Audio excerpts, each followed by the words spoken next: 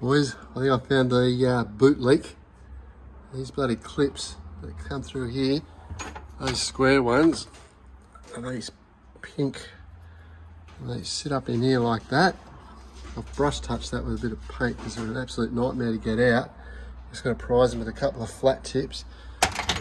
And then these white ones, they go in those holes there, those oval holes. So just let that paint dry, and then I'm going to put some sealer on there and glue them back in. First job that you've got to do is take out all these screws, and then the trim will come loose. Then you carefully got to pull it backwards, just like that, just so it pops out. What you'll find is a heap of dirt and gunk and everything that's all been built up underneath here. Obviously I've cleaned mine, but I think that's part of the reason is you get all dirt and everything stuck in behind here, and then the water will wick underneath that clip and the drips into the boot.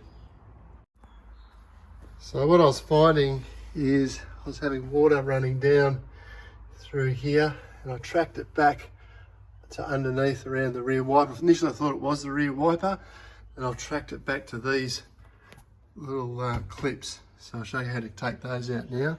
So they're sitting in there, obviously jammed in, basically 2 screwdrivers. I'll just carefully prise them out.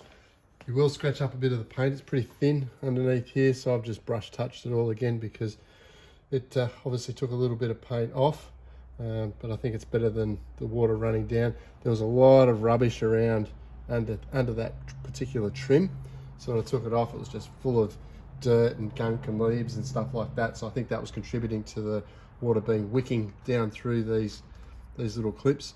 So I'm going to put some special windscreen sealant on that and stick them back in. What I'm going to do is use some of this sealant. It's a sealant that doesn't go hard or set and go solid and stick stuff together like silicone would. As you can see, it's very, very sticky. I use this actually for tail lights, so it's quite pliable still, and it won't, as I said, it won't set. Basically just run it around the clip like this, and then when you scoot that back into the body of the car, it's going to provide a seal. Just see if that'll focus for you. So hopefully that fixes the boot leak. Here they are with their little seals on them. So that stuff's quite sticky still, and it remains sticky and doesn't actually set. So it's the whole idea to maintain a seal in that hole. So here's one that I've pushed in already.